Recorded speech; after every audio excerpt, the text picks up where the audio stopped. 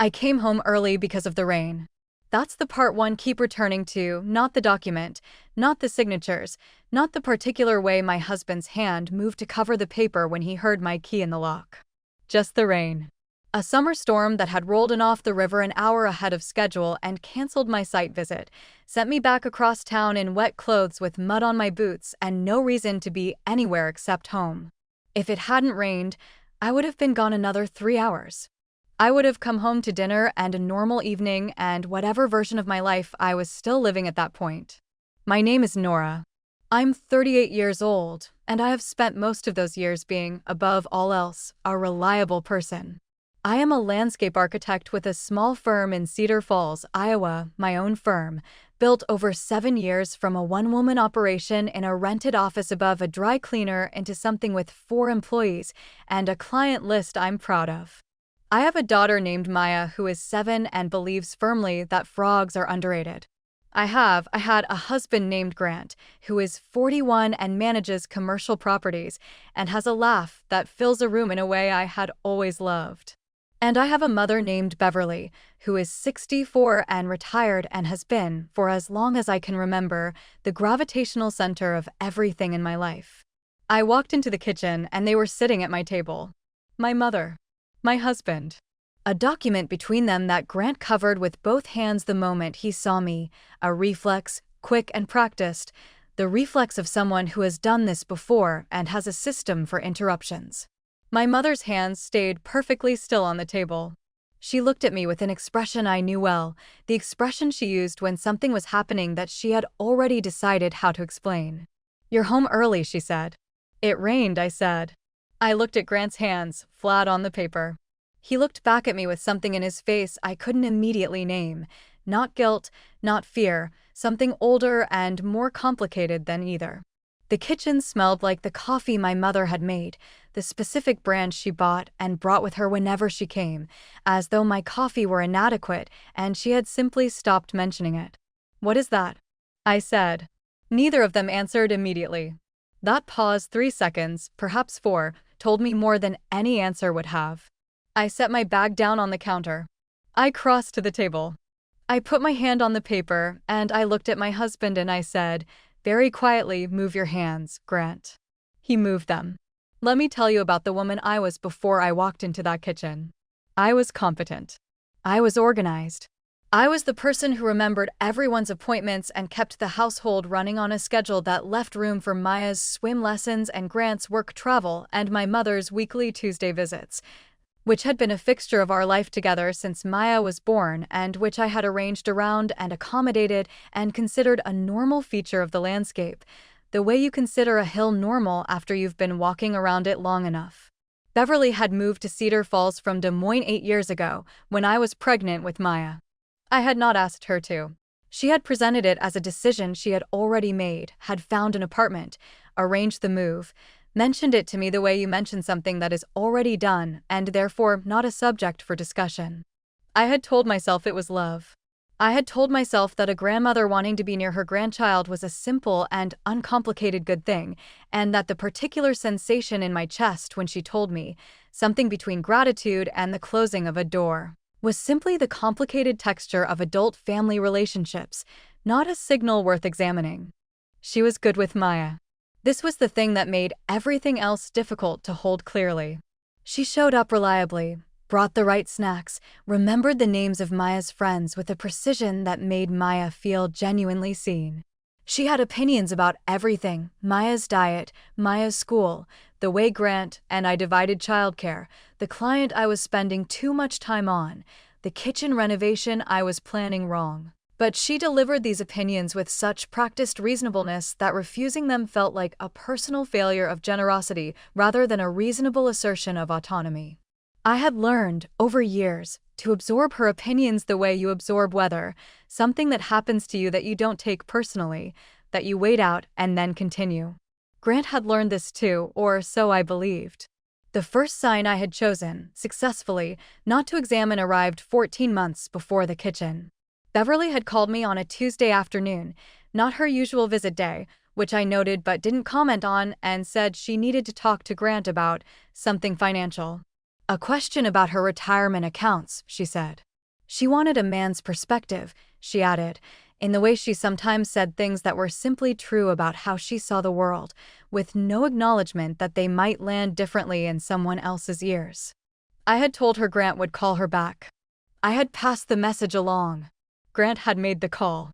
When I asked later what it had been about, he said she'd had questions about a bond ladder she was considering. It was a plausible answer.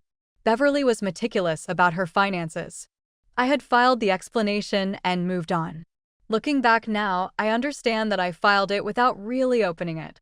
There was a moment, brief, clean, completely available to me, when I could have asked a follow-up question. Something as simple as, what kind of bonds? I didn't.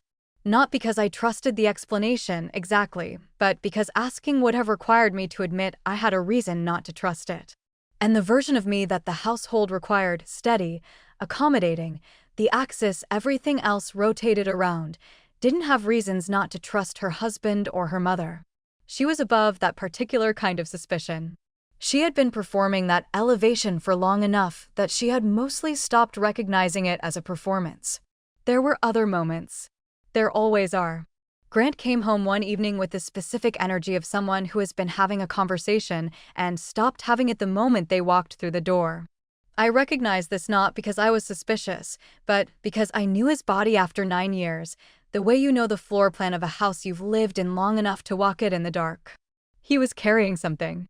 He set it down effectively, poured a drink, asked about Maya's day, asked about mine, but the thing he was carrying left a trace in the air of the kitchen the way cigarette smoke leaves a trace in a room where no one is currently smoking. I said nothing. Diane came for dinner the following week. Diane, who had been my closest friend since graduate school, who knew the architecture of my life the way you know a building you've helped design. She and Beverly had always had a cordial, slightly careful relationship, the kind that exists between two people who both occupy important positions in someone's life and have tacitly agreed not to compete directly. Over dinner, Beverly said something offhand about Grant's instincts for opportunity, and Diane had gone briefly, precisely still, a quarter-second pause before she reached for her wine glass. I saw it. I catalogued it. I did not ask about it later. I was 38 years old, and I was very good at not asking. The thing I understand now is that the not asking wasn't passive. It was active maintenance. Every time I chose not to pull on a thread, I was doing work, the work of keeping the version of myself intact that needed the story to stay the way it was. The calm one. The capable one. The woman who had built her own firm and raised a functional child and maintained a household and a marriage and a relationship with a difficult mother without ever visibly struggling. That woman didn't have a husband and a mother conspiring at her kitchen table. So she simply didn't look. The document was a loan agreement. I had 4 seconds with it before my mother reached over and placed her hand on top of it, not taking it away but covering it, the way you cover something on a table when a child enters the room. I had already read enough. $50,000 transferred from Beverly's savings account to a personal account in Grant's name, not our joint account, a separate account I hadn't known existed, dated 37 months ago. 37 months ago, Maya had been 4. I had been in the middle of my firm's first genuinely profitable year. Grant had just taken on a new portfolio of commercial properties and had mentioned, casually, that cash flow was tighter than usual while the income stream stabilized. I had absorbed this and adjusted our household budget accordingly. I had deferred the kitchen renovation. I had moved a credit card balance. I had done all the quiet domestic financial management that I did without commentary, because that was the kind of wife I was, the kind who managed without needing to be managed. $50,000 had existed in that same period, in an account with my husband's name on it, sourced from my mother. Nora, my mother said. Don't, I said. Grant was sitting very still. He had a quality, when cornered, of becoming almost architectural, rigid, load-bearing, impossible to move. He had never raised his voice in 9 years. He was not going to raise it now. He was going to wait and see how this unfolded and then respond to whatever version of it he was given space to respond to. I had always admired his steadiness. I was reassessing what it actually was. I picked up my bag. I went upstairs. I sat on the edge of our bed and I could hear the murmur of their voices in the kitchen below me, careful voices, the voices of a conversation being managed, and I felt, for the first time in longer than I could locate, something I hadn't had the vocabulary for in years. Rage. Not the surface variety, not the flash and cool kind that comes from a bad day or a stupid argument. Something structural. Something that had been building in the deep load-bearing parts of me for a long time, patiently and without my permission, and was now making itself known. I didn't go back downstairs that night.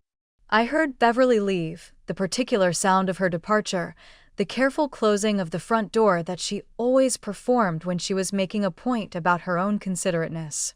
I heard Grant come upstairs. I heard him stand outside the bedroom door for a moment. He didn't knock. He went to the guest room.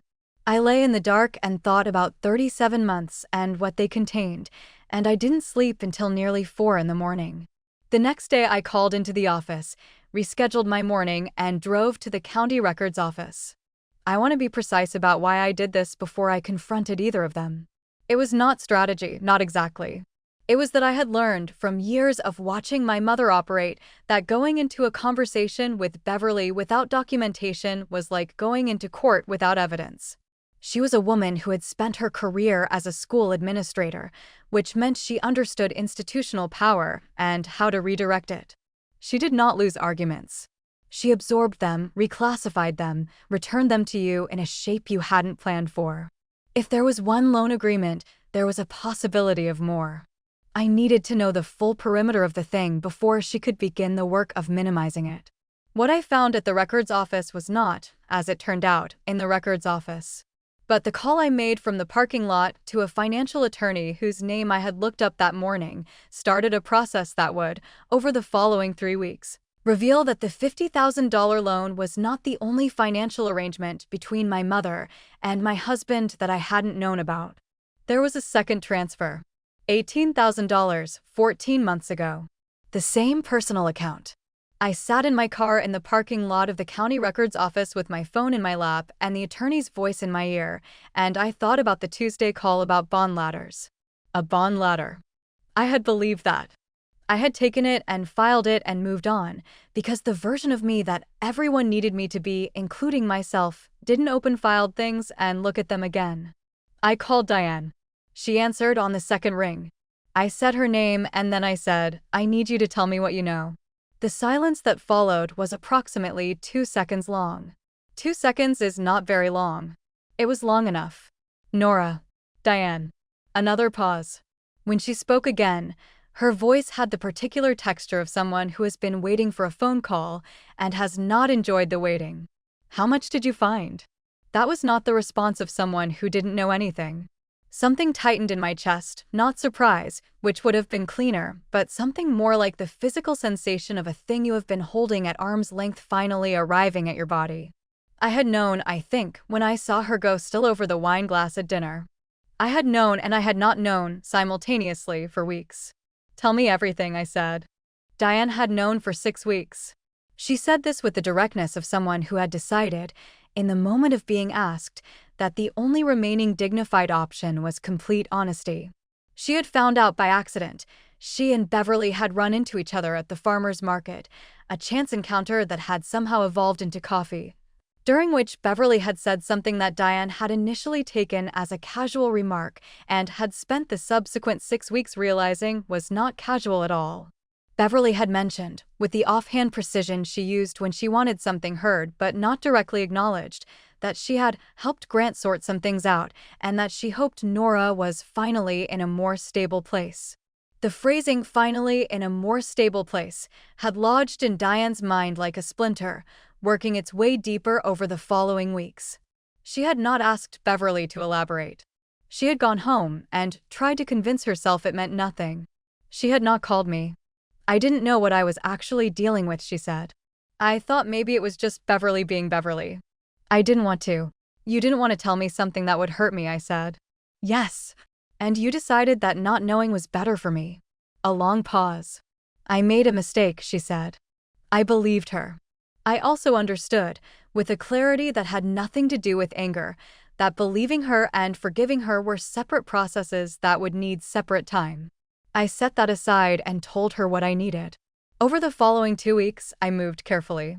The financial attorney, her name was Susan, and she had the kind of organized, unsentimental competence I found deeply steadying, confirmed both transfers and began the process of tracing whether the personal account had any other history I needed to know about. It didn't, as it turned out. 2 transfers, $68,000 total, over a period of 23 months. The account had been opened 14 months before the first transfer, which meant it had existed quietly, emptily, for over a year before my mother put anything into it. Grant had opened a separate account 14 months before he received my mother's money. I sat with that fact in Susan's office and tried to understand what it meant about the order of things, who had initiated what, whose idea the arrangement had originally been. Susan said it mattered for legal purposes. It mattered for other purposes too, though I couldn't yet articulate exactly how. The question of my mother's motivation was, in some ways, the more disorienting one. The money was significant, but not ruinous. $68,000 from a woman with a well-managed retirement account was not an act of financial desperation. It was a considered choice. A strategic deployment of resources toward an outcome she wanted. The outcome she wanted, as best as I could reconstruct it, was leverage. Not over Grant, or not primarily. Over me.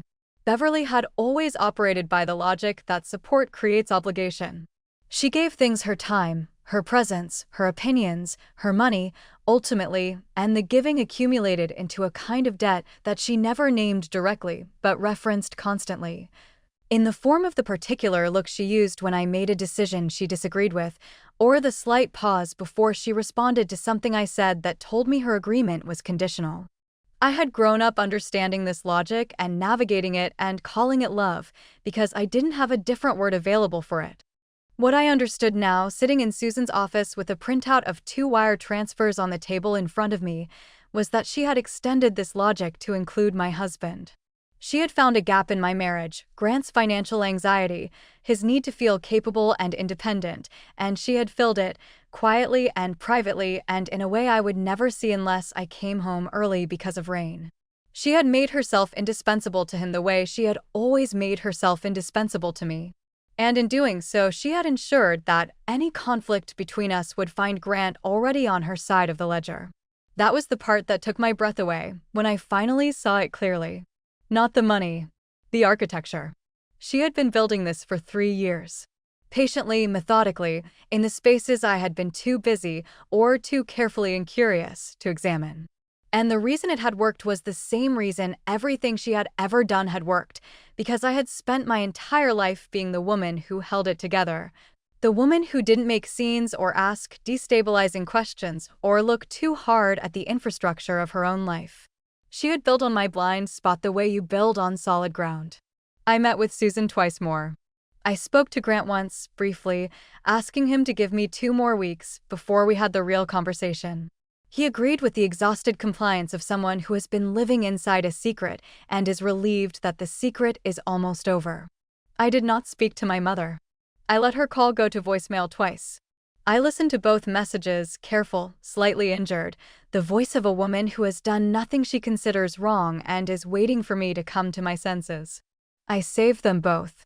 Maya, through all of this, remained the organizing fact of my days. She had swim lessons on Tuesdays and a best friend named Cora and a complete and passionate theory about why frogs were better than most animals. And she needed her dinner and her bedtime story and the particular way I tucked the blanket that she had required since she was 3. I gave her all of this without variation. Whatever was breaking apart in the adult infrastructure of our life, she would feel none of it, not yet, not from me. I owed her that much intact. The Saturday before I called my mother, I drove to Beverly's apartment and sat outside in my car for 10 minutes. I wasn't ready to go in. I was checking something, the specific steadiness of my own hands on the steering wheel, the quality of the breath in my chest. I needed to know whether I could do this without falling apart, without giving her the emotional volatility she would use to redirect the entire conversation away from what she had done and toward how I was handling it. My hands were steady. My breath was even. I drove home. I was ready. I asked her to come on a Sunday morning when Grant had taken Maya to the farmer's market. I had chosen the timing deliberately, a neutral space in my home, without Grant present to be managed or Maya present to be shielded. Just the two of us and the documents on the table and 38 years of a relationship being finally, completely honest with itself. She arrived 10 minutes early, which she always did, and she walked into the kitchen with the particular purposeful ease of a woman entering a room she has always considered her territory. She was wearing the blue cardigan I had given her for her birthday. Her hair was neat. She looked, as she always looked, completely prepared. I had coffee on the counter. I didn't offer her any. I sat down at the table. I indicated the chair across from me. She sat. Nora, she began. I have 2 wire transfers, I said. July 3 years ago, $50,000. September 14 months ago, $18,000.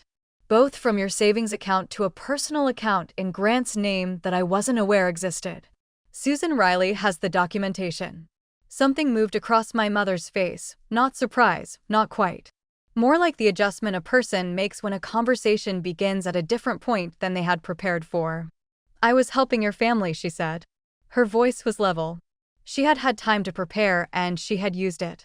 You were helping my husband privately, without my knowledge, using money I didn't know about, through an account I didn't know existed. I kept my voice even. I had practiced this, not the words exactly, but the register. That's not helping our family. That's choosing to operate outside of it. Grant came to me, she said. He was struggling. He didn't want to worry you. So you made an agreement with my husband and kept it from me. I kept it from you because you would have reacted exactly like this. She said it without hesitation, cleanly, directly, the way she always delivered the things she believed most completely. You would have made it about control instead of about the reality that your family needed help and I was in a position to provide it. There it was. The reversal, arriving exactly on schedule. I had known it was coming. I had known because I had watched her execute this particular move my entire life, the pivot from what she had done to why my response to it was the real problem. She was gifted at it. She had had decades of practice, and I had spent decades accommodating it, absorbing the redirect, eventually agreeing that my reaction was disproportionate because agreeing was easier than continuing to hold my original position against her certainty. I didn't move. You built a financial relationship with my husband that I wasn't part of, I said. You did this over a period of 3 years. You maintained it through at least 6 months during which I can document that Grant and I discussed our finances directly, at which point either of you could have told me this existed. I was protecting. You were positioning yourself. The words came out quieter than I expected. Not angry. Certain. You've been doing this my whole life. You make yourself necessary and then you use the necessity. With me it was time and presence and judgment. With Grant it was money. The mechanism is the same. She was very still. I had never said this to her before. In 38 years I had felt it, in the wordless way you feel the shape of something you don't have language for, and I had absorbed it and called it love and moved around it and continued. The fact of saying it aloud, in clear declarative sentences, in my own kitchen, felt like something structural shifting in my chest, not violent, not dramatic. More like a wall coming down that I had not realized I had been leaning against. I am your mother, she said. I know, I said. That's why this is as painful as it is. Her face changed then, something moved through it that I recognized, after a moment, as genuine feeling. Not performed feeling, not the tactical display she used when she needed to redirect, but something real and unmanaged. A flash of something that might have been grief, or might have been fear, or might have been the particular shock of being seen clearly by someone who loves you. It lasted 3 seconds. Then she straightened. You're making a decision right now that you'll regret, she said. I have given you. I know what you've given me, I said. I also know what it cost. I reached across the table and I picked up the documents and I put them in the folder beside me. I need some distance from you, I said. I don't know yet how much. I need you to respect that without making it a negotiation. She stood. She picked up her purse. She looked at me for a long moment with an expression I couldn't fully read, something layered and complicated, something that contained more than I had time to untangle that morning. I only ever wanted what was best for you, she said. I looked at my mother, 64 years old, neat and prepared and genuinely believing every word she had just said, and I felt the full complicated weight of that, the way you feel the full weight of a thing when you finally stop pretending it isn't heavy. I know you believe that, I said. She left. The kitchen was very quiet. Outside, a car moved slowly down the street. The coffee on the counter had gone cold. I sat for a while without moving, without trying to organize what I was feeling into anything more useful than what it actually was: large and unresolved, and entirely my own. Grant and I spent 3 weeks in the particular suspended reality of two people who are deciding something they already know. We talked. We were careful with each other, more careful than we had been in years. Actually, the way you are careful with something you are simultaneously trying to save and already grieving. He told me the full sequence: the financial pressure he hadn't named, the conversation with Beverly that had seemed, at the time, like a practical solution to a temporary problem. The gradual understanding that the solution had a structure he hadn't fully examined before agreeing to it. He said he had told himself, both times, that he would tell me when the timing was better. He said the timing had never gotten better. He said this with the honest exhaustion of someone who has been living inside a compromise for 3 years and is relieved, in spite of everything, to be outside of it. I believed him. I also understood that believing him didn't resolve the thing that the money had revealed, which was not a financial problem at all.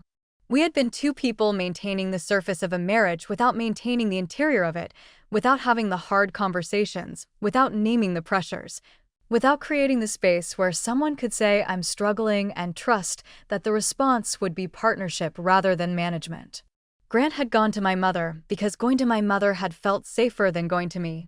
That was the sentence I came back to in the quiet of many mornings, trying to understand what it meant about the years we had built together. We went to a therapist. Her name was Patricia, and she was direct and unhurried, and in her office we said things to each other that we had apparently needed to say for years and hadn't. It was not comfortable. It was the most honest we had been since the early days of our marriage, when honesty was easy because there was nothing yet to risk. I don't know yet what we are rebuilding into. I know that we are rebuilding something, and that the thing we are building is different from what existed before, smaller in some ways, more honest in others. Whether the honesty is enough to hold the structure is a question that doesn't have an answer yet. Diane came to the house a month after my conversation with Beverly. She brought wine and she sat at the kitchen table and she told me, without the benefit of rehearsal, everything she had felt during the 6 weeks she had known and said nothing, the specific texture of that particular cowardice. The daily negotiations with herself, the final decision to tell me the truth when I asked directly because she hadn't been able to live inside the alternative anymore. She was not asking for forgiveness. She was offering me the truth as a form of respect. I understood the difference. We are still friends. It is a different friendship than the one we had before, not lesser, but reoriented, built now on the explicit acknowledgement that we are capable of failing each other, and that the friendship can hold that knowledge without pretending it isn't there. This feels, strangely, more durable than what preceded it. Beverly called 6 weeks after Sunday morning. I let it go to voicemail. She called again 2 weeks after that. I listened to both messages, careful, modulated, the voice of a woman who was waiting for me to reach an understanding that returned things to their previous arrangement. She did not apologize in either message, not directly. She expressed concern. She expressed that she missed Maya, which was the one that cost me the most to hear. I called her back on a Tuesday afternoon in October, which was her day, which I think she noticed. She answered immediately. I told her I was not ready to rebuild toward what we'd had. I told her that what we'd had required too much of me for too long, in ways I hadn't had language for until recently, and that I wasn't willing to return to it. I told her she could have a relationship with Maya, that I would not use Maya as leverage, because I was not her, but that it would be a relationship I structured and supervised until I decided otherwise. I told her that if she wanted a different relationship with me than the one we'd had, I was open to that possibility, but that it would have to be built differently, on different terms, and that the terms were mine to set this time.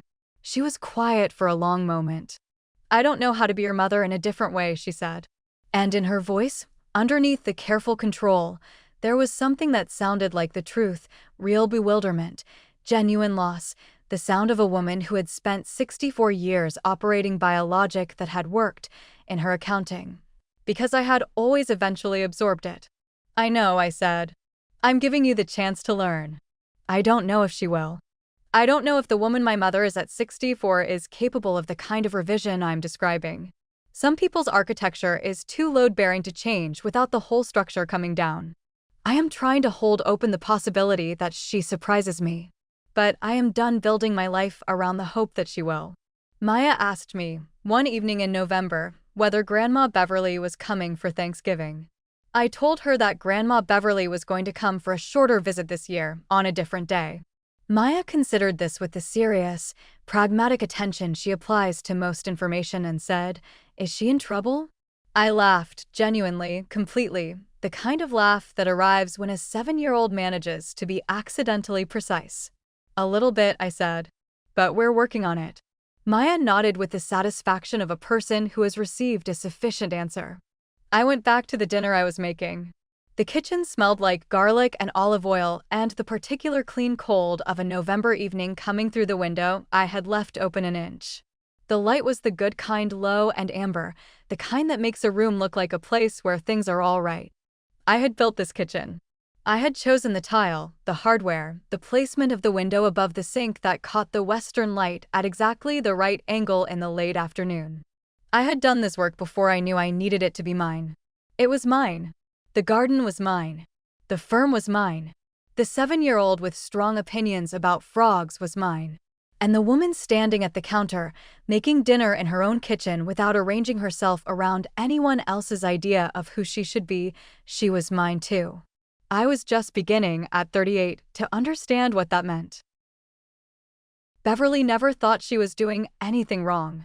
This is the detail that makes the whole story harder to resolve than a simple betrayal would be, because simple betrayals have clear villains, and Beverly was not a villain. She was a woman who had found, over decades, that love administered as infrastructure was the most durable kind.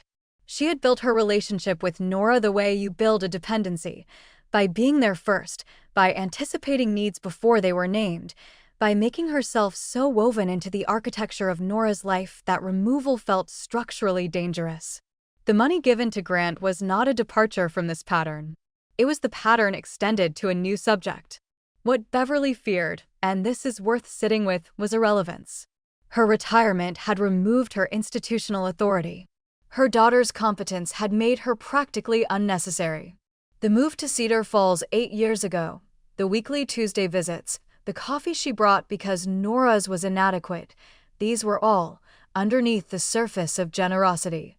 The actions of a woman terrified of becoming peripheral to the life she had organized herself around. The loan to Grant was the most sophisticated version of this fear. It created an obligation that Nora couldn't see and couldn't therefore manage, a thread between her husband and her mother that Beverly held and could, if necessary, pull.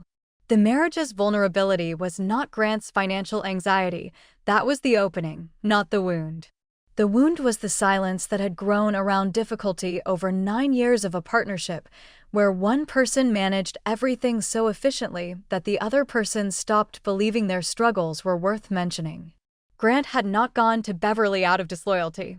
He had gone to her because she had made herself available for exactly the conversation Nora's competence had made impossible to have at home. Beverly had understood this with the precision of someone who had spent years reading the interior of her daughter's marriage. She had stepped into the gap that Nora's strength had created. Nora's flaw, the belief in the version of herself others needed her to be, was not a character weakness. It was a survival strategy that had outlived its usefulness. In childhood, being the capable one had been protective. In adulthood, it had become the thing that kept help at a distance, that made honest conversation feel like an admission of failure, that allowed a 37-month financial arrangement to exist unseen in the margins of her own life. The woman who didn't ask about the restaurant receipt had the same architect as the woman who didn't ask about the bond ladder. The same quiet, efficient maintenance of a self-image that required no assistance and therefore attracted no scrutiny. What changed in that Sunday morning kitchen was not simply a confrontation. It was the first time in 38 years that Nora spoke the actual sentence. You use the necessity, instead of absorbing its truth in silence and calling the absorption love. The words she had in that room were not new. She had known them for years, in the wordless way you know the shape of something you haven't found language for. What was new was the decision to say them aloud to the person they were about, in her own kitchen, with the documents on the table and her hands steady on the chair. That decision was the real ending. Everything after, the therapist, the phone call in October, the recalibrated friendship with Diane, was the consequence of a woman who had finally stopped performing a version of herself that required her to be blind to her own life. What I find myself returning to is not Beverly's manipulation or Grant's silence. It's that small, precise moment at the dresser, repeated in a dozen different forms across the story. The phone call about bond ladders, filed without examination.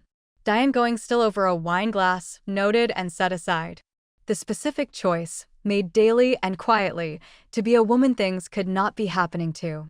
We build those blind spots with such care. We maintain them with such discipline.